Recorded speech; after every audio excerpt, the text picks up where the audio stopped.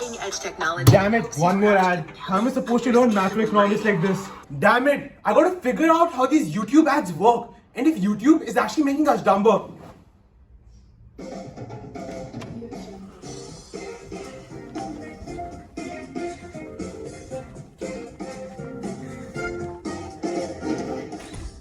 Good morning, everyone. My name is Shrey Bansal, and welcome to the Brunch Show. So, I'm so fed up with the kind of YouTube ads and the kind of content that's been popping up, and I just want to know what exactly is YouTube tripping on. I want to understand how exactly YouTube has been recommending me these videos, and to better understand this topic and better deepen into this completely, I've called on 5 different experts from different industries to help me get to the bottom of this issue.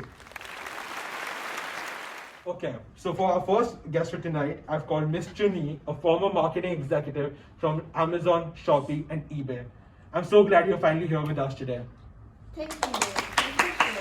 Thank you. Incredible. So, actually, can you tell me more about the current situation on how the ads on YouTube are actually operating? And do you really think they're really blowing up out of proportion? Also, there are actually 3 ways in which YouTube inculcate ads into their videos. So firstly is Google AdSense, secondly brand ads, and also thirdly affiliate links. Oh, okay. Like I remember reading about this, but can you elaborate a bit more about some of the ways YouTubers are actually making money right now, and what are the effective ways of countering this? Okay, so firstly is Google AdSense. So for content creators with 1,000 subscribers and 4,000 accumulated hours in the prior 12 months, they can actually join the YouTube Partners Program. So under this YouTube Partners Program, they can actually monetize their videos using Google AdSense. So did you know that actually YouTubers earn US $5 per 1,000 views? So this actually 1 million for this actually 5,000 for 1 million views. Holy shit, that's crazy. Like I remember reading about a 9-year-old boy who was making like $26 million just by opening toys. Like, come on, that's absolutely wicked, right? Like, how do you manage to do this? Right, that's Ryan Kanji, and he actually made 26 million just by unboxing toys. And the next part, we'll have affiliate links. So actually, many content creators will link the products in their description box, and viewers can actually buy the products through these links.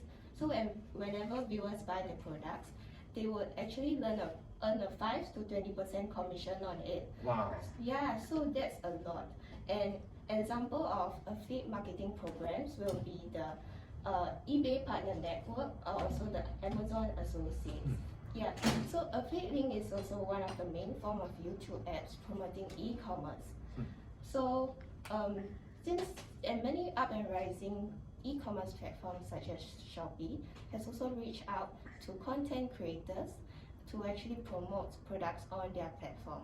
Since this is actually since they don't actually pay only when they make sales, so this actually there's a low bar, and many e-commerce platforms like to use this form of YouTube ads. Oh wow, that's amazing. And I remember you talked about brand sponsorship. Can you elaborate something more about that? Okay, sure. So brand ads are also known as brand sponsorship.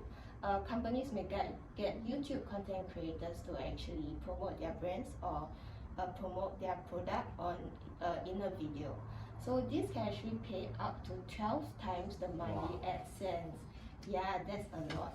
So companies might also sponsor YouTubers with products for giveaways or also on their YouTube channel in order to get brand awareness. So YouTubers are paid for working with the brands, and they receive public relations samples which they also keep for themselves. That's incredible. Thank you so much for all of this, and I finally understand how YouTubers are making such amounts of money. So thank you so much for joining us today, and thank you so much for sharing this information with us. Thank you for having me. Now it's time to move on to the second guest for today, and that's Miss Madhumita, a graduate from Stanford and who specializes in e-commerce. And I'm so glad you're finally here with us today, Madhu. Welcome to the show. Hi Shrey, thanks for having me. We've been trying to get you on this show for so long, and you're finally here. I'm so happy with that. Yeah, I mean, I've been really busy these days. I have 1,000 calls lined up. I'm only doing it for friendship. Oh, that's perfect. Okay, so Madhu, initially my previous guest actually talked about the different types of ads. So can you elaborate and can you tell us a bit more about why different advertisers put these ads on YouTube?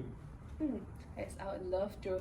So, basically, how this works is that YouTube is able to promote e-commerce by expanding e-commerce digital reach through its audience size and its prominence. YouTube has 2 billion account holders and 5 billion daily YouTube views. This audience actually are able to retain their attention much better than other traditional media forms.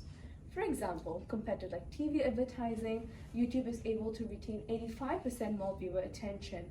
And this also allows you to connect with potential customers from different demographics. So basically, your brand can connect with anyone from anywhere at any place.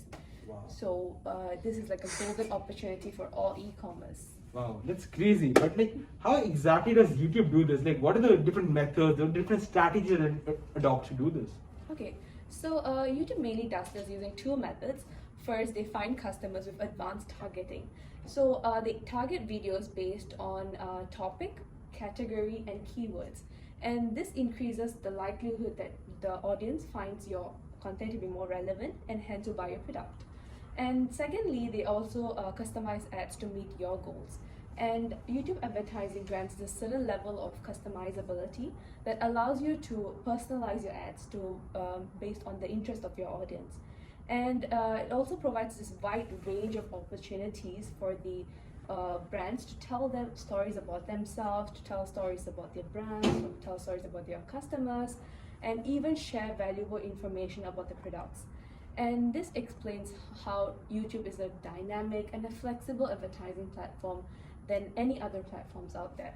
Wow, like I knew YouTube is a good platform to like get your product to the people, like for people to actually know that this product exists. But I didn't really think there's much more to it than like as you elaborated. That's crazy. Yeah, actually, yes, definitely. And you know, one example would actually be this company called Zag, and it actually makes screen protectors for iPhones. And one of its advertisements, right, they had their iPhone screen scratched with a key. And this was actually very impactful for the people who wanted to buy this product. And what happened was that using this YouTube ad allowed the company to achieve a substantial increase in conversions so that their approaches actually helped them in increasing their sales. Yep, and so YouTube advertising tends to be very effective in that case as well for e-commerce. Wow, that's hella amazing. So thank you so much for coming today and actually sharing this information with us. I'm truly happy that you're here. And I'll see you soon, Madhu. Thank you, Shane. See you soon. And now, to move forward with the show, I've called on my third guest, Ms. Ayushi Pataria, a popular journalist who has lent her pen to famous papers like The Guardian and The Washington Post. I'm so glad you're here with us today, Ayushi. Welcome to the show. Thank you so much for having me, Shiv. Wow. Okay, so as you know, I've called you here to talk about YouTube, but like, as a journalist, you know better than anyone how susceptible people are to whatever news they supposedly read on platforms like WhatsApp, Instagram, or even Facebook. So what is your take on all the spread of this misinformation through social media these days? Okay, well, since we've been talking about YouTube, let me just take forward that example. Firstly, it's very important to understand that anyone can upload anything on YouTube, regardless of whether or not they have any actual knowledge about the subject, as long as they're adhering to the YouTube community guidelines. So as long as you're not harassing, impersonating, or spamming anyone, amongst other things, of course, you can upload and post your video on YouTube. This actually creates a lot of scope for misinformation and spreading of false information in general. Because you see, if previously we wanted to get news, what did we do? We read the paper, we watched the news, and we knew that, okay, whatever was coming to us was the right information. But now, and excuse me for saying this, it's become way too easy to fool people. They believe whatever they see on the news. There's no one to filter the authenticity or the factuality of the content that is put on. And technically, since it's not breaking any guidelines that YouTube has set up, these videos can stay on the site, which just allows more false information to be spread. So like, how does this impact people that watch these videos, and how does this affect their trust levels on like these platforms such as YouTube? So I've noticed that people tend to blindly trust whatever they see. Like you mentioned WhatsApp, they just, they see a video on WhatsApp. I know my parents do. They see a video and they're like, Ayushi, did you hear about this? And I was like, no, that didn't happen. That didn't happen. I'm sorry. Yeah. So they watch these videos and they think that, okay, I'm getting smarter, but they're only getting dumber because the truth is that they're not able to filter content and understand what is a verified and reliable source. And this in turn changes their perception and makes their perception wrong because the information that they received in the first place was also incorrect. So, and it's also important, especially for, like for children especially, because they're young and more impressionable. They don't understand the right or wrong, so they will see and believe whatever it is they see. Wow. Yeah, and that's why children are more vulnerable to this kind of misinformation. Okay. So yeah. I get that. So thank you so much for this, Ayushi. And I hope you can come to my show again and we can have a much more longer conversation about various topics. And I'll be looking forward to hearing from you soon again. Yep, thank you so much. Thank you so much. Well, that was such an information talk by Ayushi. And like actually building upon the points that Ayushi talked about, I'll be calling on my next speaker for today, Mr. Dhruv Ahluwalia, a renowned psychologist, currently a tenured professor at SMU. I'm so glad you could be here with us today, Dhruv. I'm glad to be here. That's amazing, actually.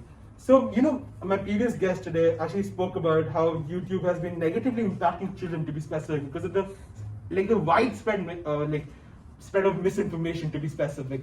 So, can you elaborate more about how YouTube and other video content platforms have been negatively impacting the younger generation, the Gen Z, to be specific? Right. So the key to Gen Z is video content. The quickest way for them to learn, process, and absorb information is visually. Oh. Yeah. So as you would have seen, several YouTube videos are targeted at kids and include catchy background music and just colorful, bright lights, just flashing, like the Baby Shark. Baby Shark. Yeah. That music is just, I think it's just useless. It has no intellectual value. It doesn't teach them anything about the oceans or the sharks, all the problems that exist. It's just there to entice them to just blankly stare at the screen and get a shot of dopamine that doesn't actually add any intellectual value and makes them dumber and also can make them do stupider things. These are really strong words by Professor, but just before I continue with this, when was the last time you actually watched the Baby Shark video? It was this morning. This morning? Yeah. I could actually see that.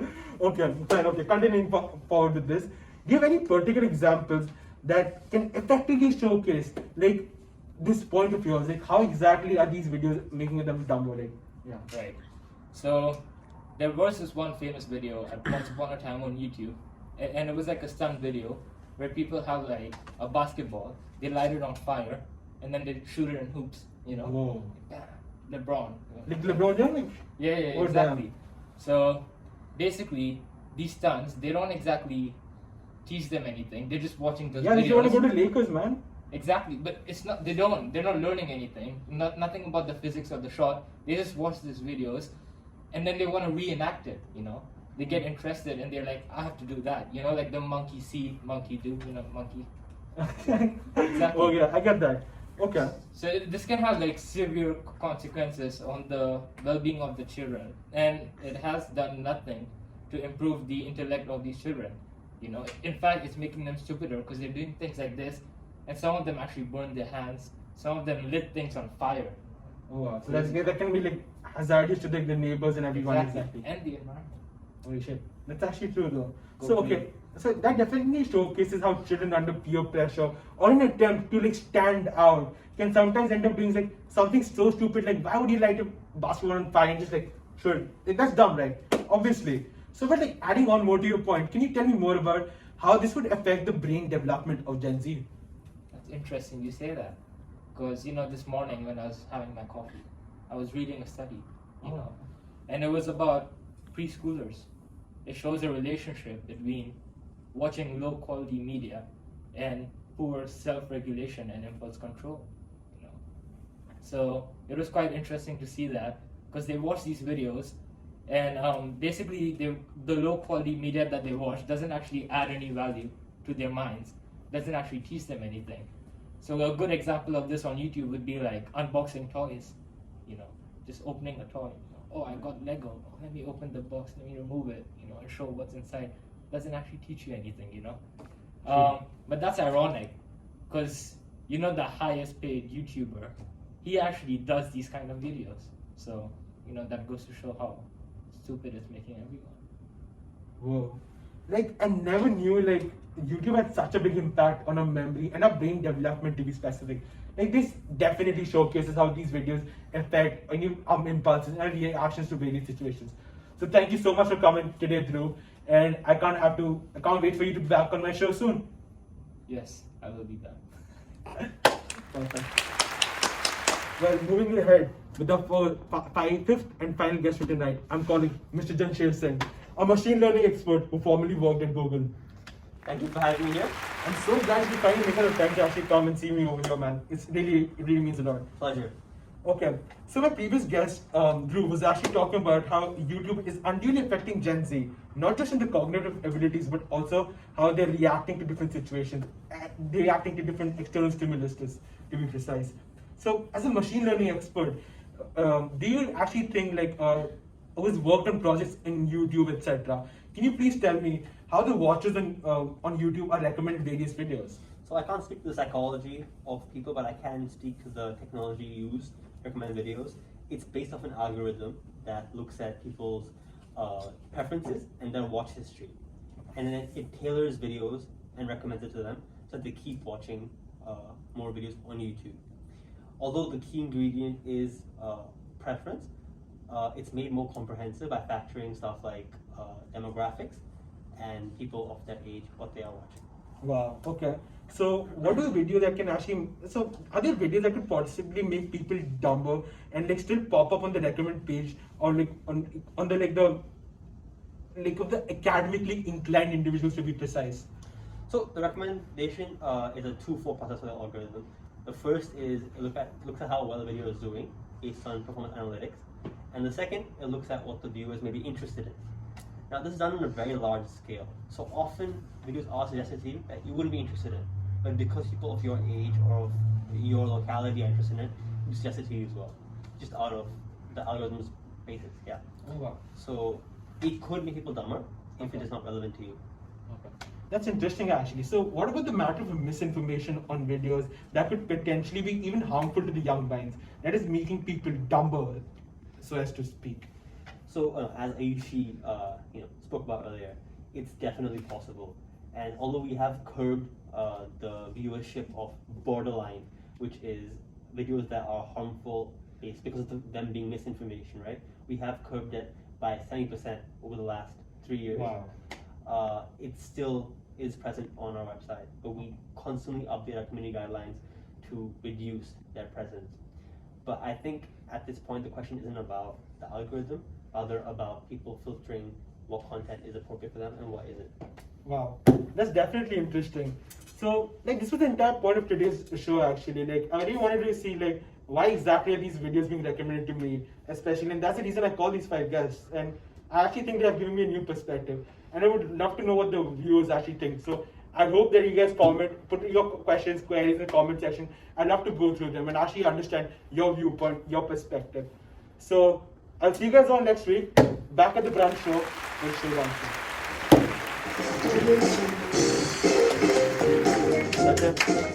Well, just to summarize all of this, like, YouTube may or may not make us dumber. It actually eventually lies with, like, the watcher or the consumer itself, like how they wish to consume this platform or take the best out of it. YouTube has its own merits or demerits, but it depends on the person, on the videos they watch, to like if they want to get smarter or they want to get dumber. It relies solely on the person and their psychology itself. But enough of that. So I hope you guys liked today's show. So definitely hit the subscribe button, give it a thumbs up, and go comment, share, tag, whatever. Go crazy, guys. And I'll see you all next week.